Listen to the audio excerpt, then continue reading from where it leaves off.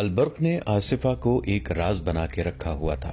اس نے ابھی کسی کو نہیں بتایا تھا کہ اس نے دوسری شادی کر لی ہے۔ دوسری شادی معیوب نہیں تھی، لیکن وہ ڈرتا تھا کہ دوست مذاق اڑائیں گے کہ اتنا عرصہ ایک بیوی کے ساتھ گزار کر 40 سال کی عمر میں نوجوان لڑکی کے ساتھ شادی کر لی۔ مگر یہ بھید چھپ نہ سکا۔ علی بن سفیان نے شہر میں اور فوجی کیمپوں کے ارد گرد اپنے جاسوس پھیلا رکھے تھے۔ اسے یہ اطلاعیں مل رہی تھیں کہ فوجی میلے کے بعد شہر میں جوا اور بدکاری بڑھ رہی ہے۔ ایک روز ایک سراغ رساں نے علی بن سفیان کو یہ رپورٹ دی کہ گزشتہ 3 مہینوں میں اس نے 4 بار دیکھا ہے کہ خادم الدین البرق کے گھر سے رات اس وقت جب سب سو جاتے ہیں ایک عورت سیاہ لبادے میں لپٹی ہوئی نکلتی ہے۔ وہ تھوڑی دور جاتی ہے تو ایک آدمی اس کے ساتھ ہو جاتا ہے۔ سراغ رساں نے بتایا کہ 2 بار اس نے یہیں تک دیکھا۔ تیسری بار اس نے عورت کا پیچھا کیا۔ وہ اس آدمی کے ساتھ ایک مکان میں چلی گئی، وہاں سے کچھ دیر بعد نکلی اور اس آدمی کے ساتھ واپس چلی گئی۔ اس سراغ رساں نے بتایا کہ اس نے عورت کو گزشتہ رات گھر سے نکلتے ایک آدمی کے ساتھ جاتے دیکھا تو تعقب کیا۔ وہ اسی مکان میں داخل ہو گئی۔ ذرا سی دیر بعد وہ ایک آدمی کے ساتھ مکان سے نکلی۔ وہ دونوں شہر کے ایک بہت بڑے مکان میں داخل ہوئے۔ سراغ رساں مکان سے دور دور رہا۔ بہت سا وقت گزر جانے کے بعد اس مکان سے ایک ایک کر کے 11 آدمی نکلے۔ آخر میں یہ عورت ایک آدمی کے ساتھ نکلی۔ سراغ رساں اندھیرے سے فائدہ اٹھاتے ہوئے ان کے تعاقب میں گیا۔ البرق کے مکان سے کچھ دور آدمی ایک اور طرف چلا گیا اور عورت البرق کے مکان میں داخل ہو گئی۔ سراغ رساں البرق جیسے حاکم کے گھر کے متعلق کوئی بات کہنے کی جرت نہیں کر سکتا تھا، لیکن علی بن سفیان کی ہدایات اور احکام بڑے ہی سخت تھے۔ اس نے اپنے جاسوس، مخبروں اور سراغ رسانوں سے کہہ رکھا تھا کہ وہ سلطان ایوبی کی کسی حرکت کو شک سے دیکھیں تو بھی اسے بتائیں اور وہ کسی کے رتبے کا لحاظ نہ کریں۔ جہاں انہیں کسی قسم کا شک ہو، خواہ کتنا ہی معمولی کیوں نہ ہو، وہ علی بن سفیان کو تفصیل سے بتائیں۔ یہ سبق جاسوسی کی ٹریننگ میں شامل تھا کہ جاسوسی کی کامیابی کا دار و مدار ایسی ہی حرکتوں اور باتوں سے ہوتا ہے جنہیں بے معنی سمجھ کر نظر انداز کر دیا جاتا ہے۔ اس سراغ رساں نے 4 مرتبہ جو مشاہدہ کیا تھا وہ علی بن سفیان کے لیے اہم تھا۔ وہ البرق کی بیوی کو اچھی طرح جانتا تھا۔ وہ ایسی عورت نہیں تھی کہ راتوں کو کسی غیر مرد کے ساتھ باہر جائے۔ البرق کی کوئی بیٹی جوان بھی نہیں تھی۔ یہ تو کسی کو بھی علم نہ تھا کہ البرق نے ایک نوجوان لڑکی کے ساتھ شادی کر لی ہے۔ اس نے اس مسئلے پر بہت غور کیا۔ اسے یہ خیال بھی آ گیا کہ البرق اس کا دوست بھی ہے۔ اسے حق پہنچتا ہے کہ اس کے دوست کے گھر میں کوئی گڑبڑ ہے تو اس کے لیے کچھ کرے۔ مگر اس کے ذہن میں جو سوچ غالب تھی وہ یہ تھی کہ شہر میں مشکوک عورتوں کا ریلا سا آ گیا تھا۔ کہیں ایسا تو نہیں کہ البرق کسی بدکار عورت کے چکر میں آ گیا ہو۔ ایک طریقہ اس کے دماغ میں آ گیا۔ اس نے اپنے محکمے کی ایک عورت کو اس روپ میں البرق کے گھر میں بھیجا کہ وہ ایک مظلوم عورت ہے، اس کا خاوند مر گیا ہے اور اس کے بیٹے آوارہ ہو گئے ہیں، لہٰذا اس کی اعانت کی جائے۔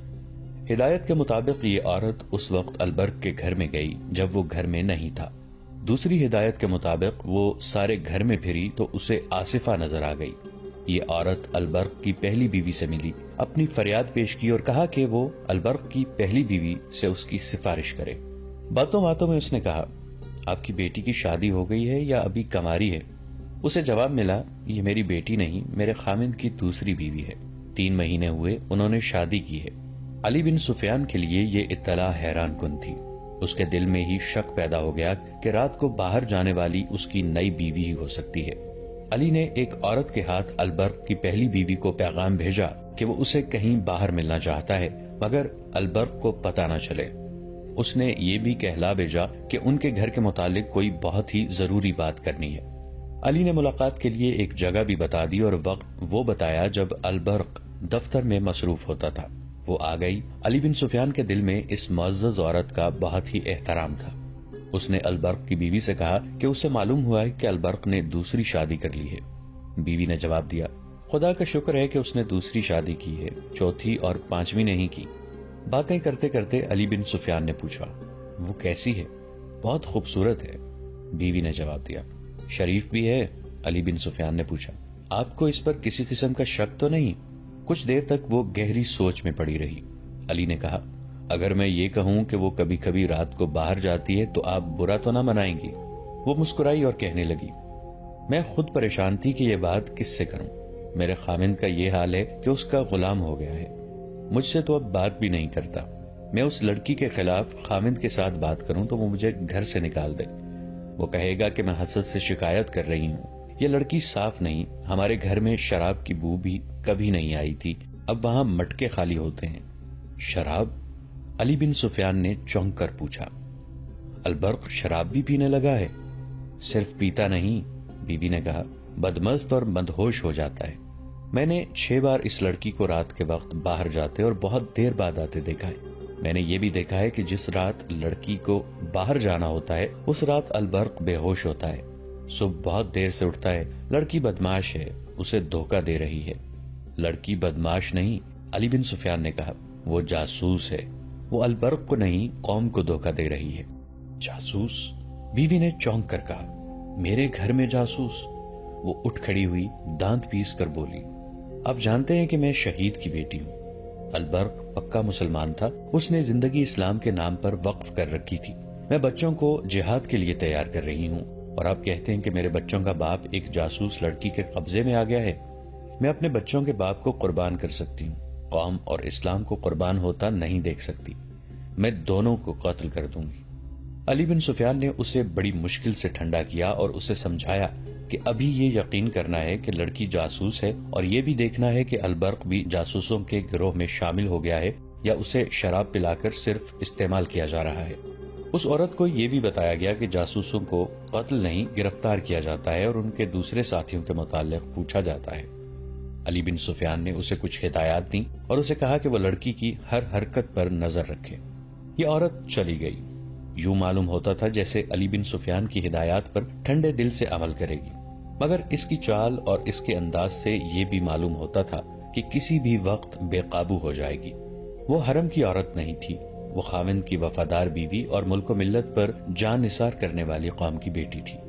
خادم الدین البرق اور علی بن سفیان صرف رفیق کار ہی نہیں تھے، ان کی گہری دوستی بھی تھی۔ وہ ہم عمر تھے، انہوں نے اکٹھے مارکے لڑے تھے، دونوں سلطان ایوبی کے پرانے ساتھی تھے۔ اتنی گہری دوستی کے باوجود البرق نے علی بن سفیان سے دوسری شادی چھپا رکھی تھی۔ علی کو معلوم ہوا تو اس نے البرق کے ساتھ اس ضمن میں کوئی بات نہ کی۔ وہ اس کی بیوی کی وساطت سے اس کے گھر کا معمہ حل کرنے کی کوششوں میں لگا ہوا تھا۔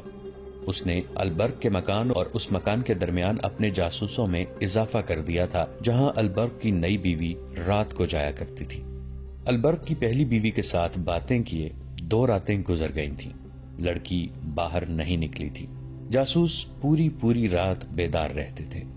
تیسری رات نصف شب سے ذرا پہلے علی بن سفیان گہری نیند سویا ہوا تھا۔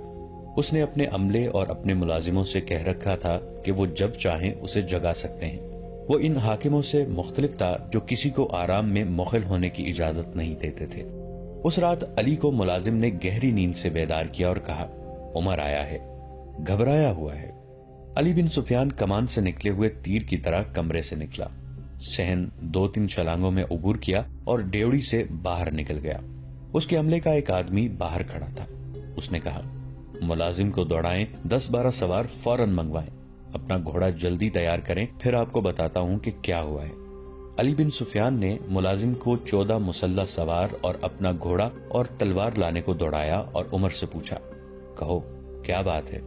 عمر اور آزر نام کے 2 جاسوس آصفہ کو دیکھنے کے لیے متعین تھے۔ علی بن سفیان نے انہیں حکم دے رکھا تھا کہ لڑکی گھر سے نکل کر کہیں جائے تو اسے فوراً اطلاع دی جائے۔ عمر بڑی خطرناک اطلاع لے کر آیا۔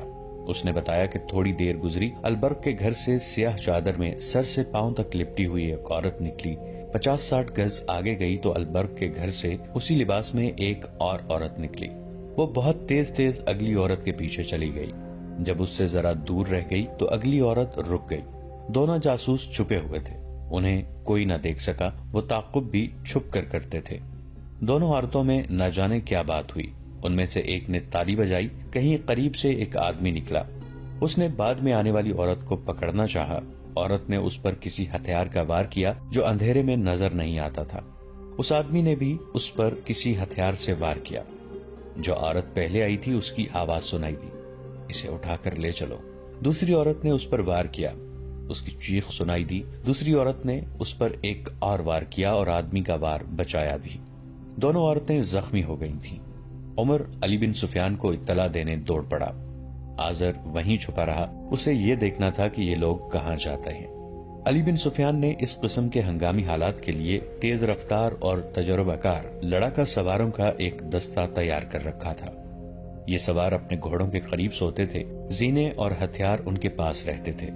انہیں یہ مشق کرائی جاتی تھی کہ رات کے وقت ضرورت پڑنے پر وہ چند منٹوں میں تیار ہو کر ضرورت کی جگہ پہنچیں۔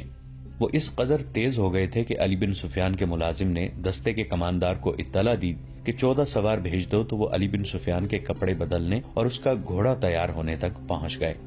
علی بن سفیان کی قیادت اور عمر کی رہنمائی میں وہ واردات کی جگہ پہنچے۔ 2 سواروں کے ہاتھوں میں ڈنڈوں کے ساتھ تیل میں بھیگے ہوئے کپڑوں کی مشعلیں تھیں۔ وہاں 2 لاشیں پڑی تھیں۔ علی بن سفیان نے گھوڑے سے اتر کر دیکھا، ایک البرق کی پہلی بیوی تھی اور دوسرا آزر تھا۔ آزر یعنی عمر کا ساتھی۔ دونوں زندہ تھے اور خون میں ڈوبے ہوئے تھے۔ آزر نے بتایا کہ وہ البرق کی بیوی کو پھینک کر چلے گئے تو ان کے پاس آ گیا۔ اچانک پیچھے سے کسی نے اس پر خنجر کے 3 وار کیے۔ وہ سنبھل نہ سکا، حملہ آور بھاگ گیا۔ آزر نے بتایا کہ دوسری عورت البرق کے گھر کی طرف نہیں گئی بلکہ ادھر گئی ہے جہاں وہ پہلے جایا کرتی تھی۔ عمر کو اس گھر کا علم تھا۔ علی بن سفیان نے 2 سواروں سے کہا کہ وہ دونوں زخمیوں کو فوراً جراح کے پاس لے جائیں اور ان کا خون روکنے کی کوشش کریں۔ باقی سواروں کو وہ عمر کی رہنمائی میں اس مکان کی طرف لے گیا جہاں آصفہ پہلے کئی بار جاتے دیکھی گئی تھی۔ وہ پرانے زمانے کا بڑا مکان تھا، اس سے ملحق کئی اور مکان تھے۔ پچھواڑے سے گھوڑے کے ہنہنانے کی آواز آئی۔ علی نے اپنے سواروں کو مکان کے دونوں طرف سے پیچھے بھیجا۔ 2 سواروں کو مکان کے سامنے کھڑا کر دیا اور کہا کہ کوئی بھی اندر سے نکلے اسے پکڑ لو، بھاگنے کی کوشش کرے تو پیچھے سے تیر مارو اور ختم کر دو۔ سوار ابھی چکر کاٹ کر پچھواڑے کی طرف جا ہی رہے تھے کہ دوڑتے گھوڑوں کے ٹاپو سنائی دینے لگے۔ علی بن سفیان نے ایک سوار سے کہا، سرپٹ جاؤ، اپنے کماندار سے کہو کہ اس مکان کو گھیرے میں لے کر اندر داخل ہو جائے، اندر کے تمام افراد کو گرفتار کر لے۔ سوار کیمپ کی طرف روانہ ہو گیا۔ علی بن سفیان نے بلند آواز سے اپنے سواروں کو حکم دیا، ایڑ لگاؤ، تعقب کرو، ایک دوسرے کو نظر میں رکھو، اور اس نے اپنے گھوڑے کو ایڑ لگائی۔ یہ رسالے کے چنے ہوئے گھوڑے تھے۔ ان کے سوار سلطان ایوبی سے کئی بار خراج تحسین حاصل کر چکے تھے۔ مفرور بھی شاہ سوار معلوم ہوتے تھے۔ ان کے گھوڑوں کے ٹاپو بتاتے تھے کہ اچھی نسل کے بہت تیز دوڑنے والے گھوڑے ہیں۔ یہ شہر کا علاقہ تھا جہاں مکانوں کی رکاوٹیں تھیں، گلیاں تھیں جو گھوڑوں کی دوڑ کے لیے کشادہ نہیں تھیں۔ ان سے آگے کھلا میدان تھا۔ اندھیرے میں گھوڑے نظر نہیں آتے تھے، ان کی آوازوں پر تعاقب ہو رہا تھا۔ وہ جب کھلے میدان میں گئے تو ان کا چھپنا مشکل ہو گیا۔ افق کے پس منظر میں وہ سایوں کی طرح صاف نظر آنے لگے۔ وہ 4 تھے۔ انہوں نے کم و بیش 100 گز کا فاصلہ حاصل کر لیا تھا۔ وہ پہلو بہ پہلو جا رہے تھے۔ علی بن سفیان کے حکم پر 2 سواروں نے اسی رفتار سے گھوڑے دوڑاتے تیر چلائے۔ تیر شاید خطا گئے تھے۔ بھاگنے والے دانشمند معلوم ہوتے تھے۔ تیر ان کے قریب سے یا درمیان سے گزرے تو انہوں نے گھوڑے پھیلا دیے۔ وہ اکٹھے جا رہے تھے۔ ان کے گھوڑے کھلنے لگے۔ نہایت اچھے طریقے سے گھوڑے ایک دوسرے سے خاصے دور ہٹ گئے۔ علی بن سفیان کا دستہ بہت تیز تھا۔ فاصلہ کم ہوتا جا رہا تھا، مگر بھاگنے والوں کے گھوڑے اور زیادہ ایک دوسرے سے ہٹتے جا رہے تھے۔ آگے کھجور کے پیڑوں کا جھنڈ آ گیا۔ ان کے گھوڑے وہاں اس طرح ایک دوسرے سے دور ہٹ گئے کہ 2 دائیں طرف اور 2 کھجوروں کے بائیں طرف ہو گئے۔ یہ جگہ اونچی تھی، گھوڑے اوپر اٹھے اور غائب ہو گئے۔ تعقب کرنے والے بلندی پر گئے تو انہیں آگے جو جاگتے سائے نظر آئے وہ ایک دوسرے سے بہت ہی دور ہو گئے تھے۔ پھر وہ اتنی دور دور ہو گئے کہ ان کے رخ ہی بدل گئے۔ علی بن سفیان جان گیا تھا کہ وہ اس کے سواروں کو منتشر کرنا چاہتے ہیں۔ علی نے بلند آواز سے کہا، ہر سوار کے پیچھے تقسیم ہو جاؤ، ایک دوسرے کو بتا دو، ایڑ لگاؤ، فاصلہ کم کرو، کمانوں میں تیر ڈالو۔ سوار تقسیم ہو گئے۔ سب نے کندھوں سے کمانے اتار کر تیر ڈال لیے اور تقسیم ہو کر ایک ایک گھوڑے کے پیچھے لگ گئے۔ ان کے گھوڑوں کی رفتار اور تیز ہو گئی۔ ٹاپوں کے شور و غل میں کمانوں سے تیر نکلنے کی آوازیں سنائی دیں۔ کسی نے للکار کر کہا، ایک کو مار لیا، گھوڑا بے قابو ہو گیا ہے۔ ادھر علی بن سفیان کے ساتھ جو 2 سوار تھے انہوں نے بیک وقت تیر چلائے۔ اندھیرے میں تیر خطا جانے کا ڈر تھا اور تیر خطا جا بھی رہے تھے، پھر بھی انہوں نے ایک اور گھوڑے کو نشانہ بنا لیا۔ یہ گھوڑا بے قابو ہو کر اور گھوم کر پیچھے کو آیا۔ ایک سوار نے اس کی گردن میں برچھی ماری، دوسرے نے اپنے گھوڑے سے جھک کر اس کے پیٹ میں برچھی داخل کر دی، مگر گھوڑا توانا تھا، گرا نہیں۔ سوار زندہ پکڑنا تھا۔ علی کے ایک سوار نے بازو بڑھا کر ایک سوار کی گردن جکڑ لی۔ نیچے ایک گھوڑا زخمی تھا، وہ رکتے رکتے رک گیا۔ اس پر ایک آدمی سوار تھا اور ایک لڑکی جسے سوار نے آگے بٹھا رکھا تھا۔ لڑکی شاید بے ہوش تھی۔ صحرا کی تاریک رات میں اب کسی سرپٹ دوڑتے گھوڑے کے ٹاپو نہیں سنائی دیتے تھے۔ سواروں کی آوازیں اور آہستہ آہستہ چلتے گھوڑوں کے ٹاپو سنائی دیتے تھے۔ سوار ایک دوسرے کو پکار رہے تھے۔ ان کی آوازوں سے پتہ چلتا تھا کہ انہوں نے بھاگنے والوں کو پکڑ لیا ہے۔ علی بن سفیان نے سب کو اکٹھا کر لیا۔ بھاگنے والے پکڑے گئے تھے، ان کے 2 گھوڑے زخمی تھے۔ ان گھوڑوں کو مرنے کے لیے صحرا میں چھوڑ دیا گیا۔ بھاگنے والے 5 تھے، 4 آدمی اور ایک لڑکی۔ لڑکی گر پڑی تھی۔ بھاگنے والوں میں سے ایک نے کہا، ہمارے ساتھ تم لوگ جو سلوک کرنا چاہو کر لو، مگر یہ لڑکی زخمی ہے، ہم امید رکھیں گے کہ تم اسے پریشان نہیں کرو گے۔ ایک گھوڑے کی زین کے ساتھ مشل بندھی ہوئی تھی، کھول کر جلائی گئی۔ لڑکی کو دیکھا گیا، بہت ہی خوبصورت اور نوجوان لڑکی تھی۔ اس کے کپڑے خون سے سرخ ہو گئے تھے، اس کے کندھے پر گردن کے قریب خنجر کا گہرا زخم تھا۔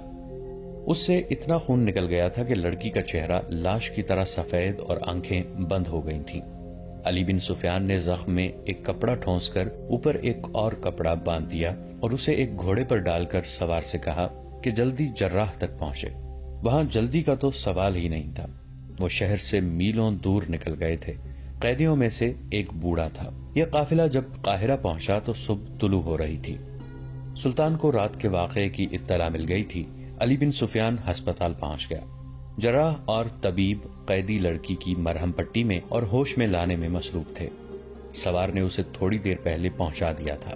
البرق کی پہلی بیوی اور آزر ہوش میں آ گئے تھے، مگر ان کی حالت تسلی بخش نہیں تھی۔ سلطان ایوبی ہسپتال میں موجود تھا۔ اس نے علی بن سفیان کو الگ کر کے کہا، میں بہت دیر سے یہاں ہوں۔ میں نے البرق کو بلانے کے لیے آدمی بھیجا تو اس نے عجیب بات بتائی۔ وہ کہتا ہے کہ البرق ہوش میں نہیں، اس کے کمرے میں شراب کے پیالے اور سراہی پڑی ہے۔ کیا وہ شراب بھی پینے لگا ہے؟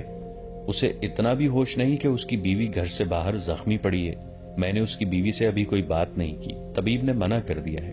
اس کی ایک نہیں 2 بیویاں زخمی ہیں۔ علی بن سفیان نے کہا، یہ لڑکی جسے ہم نے صحرا میں جا کے پکڑا ہے البرق کی دوسری بیوی ہے۔ ذرا زخمیوں کو بولنے کے قابل ہونے دیں، ہم نے بہت بڑا شکار مارا ہے۔ البرق سورج نکلنے کے بعد جاگا۔ ملازم کے بتانے پر وہ دوڑتا آیا۔ اس کی دونوں بیویاں زخمی پڑی تھیں۔ اسے 4 جاسوس دکھائے گئے۔ وہ بوڑھے کو دیکھ کر بہت حیران ہوا۔ اسے وہ آصفہ کا بوڑھا خامن سمجھتا رہا تھا۔ ایوبی نے یہ واردات اپنی تحویل میں لے لی، کیونکہ یہ جاسوسوں کے پورے گروہ کی واردات تھی اور اس میں اس کا معتمد ملوث تھا، جسے فوج کے تمام راز اور آئندہ منصوبے معلوم تھے۔ دوستو، آج کے لیے اتنا ہی۔ اسی کہانی کی اگلی قسط کے ساتھ بہت جلد حاضر ہوں گے۔ نیچے کامنٹ سیکشن میں اپنی رائے کا اظہار ضرور کیجیے گا۔ ہمارے اس چینل کو سبسکرائب کر کے نیچے موجود بیل آئیکن کو بھی ضرور کلک کیجیے گا۔